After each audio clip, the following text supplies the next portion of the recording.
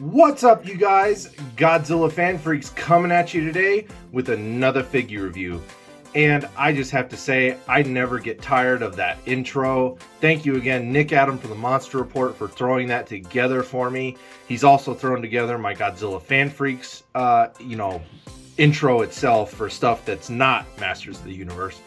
But thank you again, man, for that. I never get tired of the intros. They're just great. And today, you guys, we are diving straight on into this review with the Origins Orko. Everybody loves Orko, man. I love Orko. Great character, very comic relief, always, goofing around, and his spells and magic don't always go the way that he wants them to. Sometimes they do. Especially if he has the passion and the strength for it, the motivation, that's the word. And then Orko always pulls through at the end of the day. Great character, great design, and let's just dive right on into this Origins figure. Again, I love the Origins line. I love how it is very vintage looking, just with the added articulation, and it is just a fantastic line to get into Masters of the Universe. And with San Diego Comic-Con now has come to a close, this past last week, lots of interesting stuff. Looks like it might be heading our way from Origins. I might eventually be adding a third playset to the collection.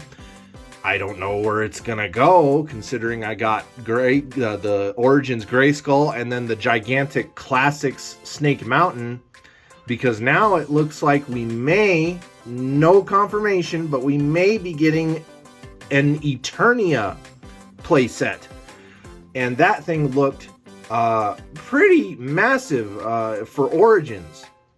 So who knows if I will get that. It really just depends if I'll have a spot to put it. I mean, those are decently sized play sets. I mean, having the Grayskull and the Snake Mountain already, I'm pretty much tapped out. Like, I'm really trying to think, where could I put that play set?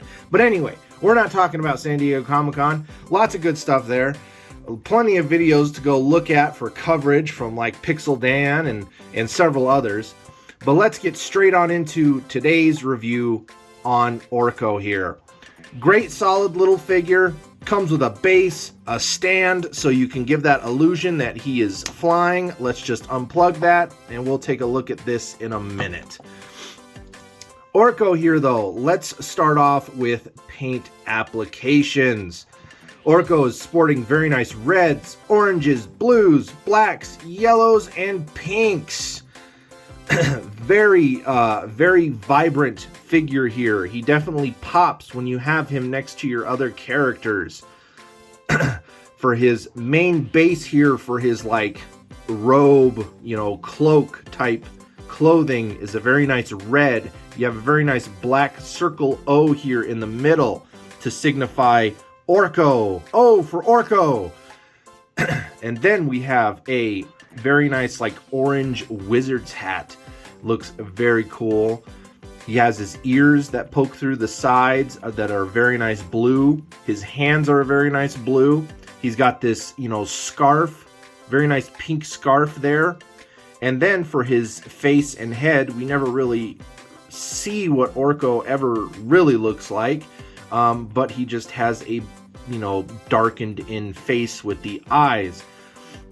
Whether that's, I can't remember whether that's Orko's actual face, because I mean the rest of him is blue. So I think Orko has always been a mystery on what he actually looks like. But we can definitely tell that he is a blue, like a Smurf, basically. On the bottom here, just, solid flat, nothing. Probably a licensing number. And then, of course, the hole where you can plug in the base. Orko has very nice yellow eyes, black pupils, again, black face. The paint is very clean on this guy. You can kind of see where it the orange kind of bleeds over to the ear. Like it's not just his wizard's hat. It kind of bleeds over to his ear, but it's a very minor issue. I mean, you can really see it here on the back side of that ear, but a really minor issue. From a distance, you can't even hardly really tell.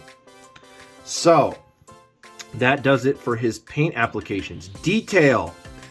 Detail-wise, Orko, not a whole heck of a lot going on as far as detail, but, he does have the ripples and some wrinkles in his, robe. You get all the wrinkles and lines here in his scarf that look really good. Nothing on his face other than his eyes sculpted into the mold. And you got his ears up here. Very nice waves in them, I will say. They're not just like a solid straight triangle. They actually have some wave curvature to them. His fingers are not individually sculpted except for like his thumbs here. But you still get very nice detail in the hands, like the knuckles and everything in his fingers look really, really good. So you do get some nice hand detail out of this figure. My camera wants to kind of focus for me. Moving on to his wizard hat here, you get all kinds of wrinkles and lines through the back here where it kind of dips back and kind of has that, what you call that, it's not straight up, it just kind of goes off like a cap almost. And then of course you have all the corners, have this very pointed triangle that comes out the front, and then this just wide rim coming out the back. His cap almost reminds me of the sorting hat from Harry Potter, actually. So pretty much that does it for detail. Articulation, as you have already seen, his head does kind of move up and down pretty decently. It does kind of rub on the inside of his scarf there. So if you do move him around a lot or have him in a weird pose, be prepared for maybe the paint on the eyes to maybe rub a little bit. But, he can look left, right. Pretty much you can turn his head all the way around 360. But you get all kinds of decent movement. You can tilt it. A very characteristic, joint there that you can get a lot of posability out of for just the head. Arms, his shoulders can move in and out and rotate on a hinge and, joint there. Elbows can bend ever so much, just on a single joint elbow there. And then his hands, well, they can also rotate there at the elbow too. And then his hands can also rotate, and then they're also on a hinge. So, decent articulation for Orko. That about does it. There's nothing else down here because it's all not a solid piece. He is hollow on the inside, but just pretty much a semi-solid piece for his bottom half. And that just about does it. And then, of course, pretty much, I guess, an accessory, because you can display Orko without it. He'll stand just fine on the ground. But we want Orko to have the illusion that he's hovering, flying, right? Because that's the way he always was in the show. So, Origins put together this nice little stand here that you can unplug. I think the arm unplugs. I think, actually, once you plug the arm in, I don't think you can get it out, because the way that it goes over those sections there, it almost looks like you would have to heat it up with a blow dryer to actually get it out. So anyway, he comes with this articulated arm, nothing crazy, has a nice little joint, but you can do some you can have him posed in a forward motion, backward motion. Or it's like if you put him on this way, then you can kind of have him leaning to the side maybe a little bit or whatnot. We'll maybe try that out here in a minute. But the base here, very, very beautiful translucent purple plastic with some nice purple and silver glitter worked into the mold. I almost said mode. But no, it looks very, very nice. I like all the swirl, you know, puffy cloud, you know, magical, man, I cannot talk. Detail in this just looks great. I love the base. And again, you just plug this into the bottom Orko there. Has a nice snap to where it's solid. It's not really gonna fall out in any way. And again, you can pose him kind of going, you know, forward. You can kind of pose him, you know, backward a little bit. And it really doesn't even add, it's not like it tilts back the whole base, you know. It actually holds it very, very well. It has a very good base to it, you know, no matter how you do it. You could rotate him on that, and then you could like put him like to the side, you know, maybe more of a lean, like he's dodging an attack, you know. So just a very good, solid figure of Orko here. Origins did a fantastic job. I think Orko is more available now. When I got him, he was starting to like be normalized, because before, the only way you could almost get Orko was pretty much almost a lot of the other figures in Origins. You had to pay an up price from scalpers, which always sucked. You could really hardly ever find these guys in the store. If you did, it was very rare, and consider yourself lucky. But now, when I got Orko, I pretty much got him for retail on Amazon, and it was a very decent price. I think I paid around like the $17, $18 mark for him. So was really happy to finally get Orko for a retail normal price, add him to the collection, and he just looks great next to Castle Grayskull, next to He-Man, Battle Cat, where I have him displayed.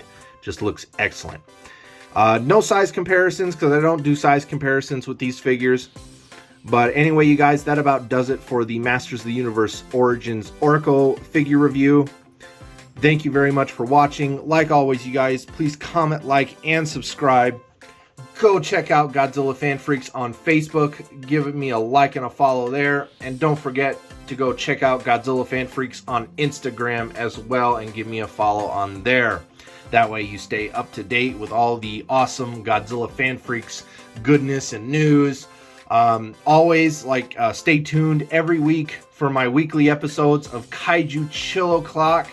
We just got back into the swing of things after I took a week break from doing the Kaiju Chill O'Clock and even doing figure reviews. Just kind of wanted a little break, time to myself, a little bit of TLC, and now we're back in fresh with the figure reviews, and we just pumped out Kaiju Chill O'Clock episode 12 this last week.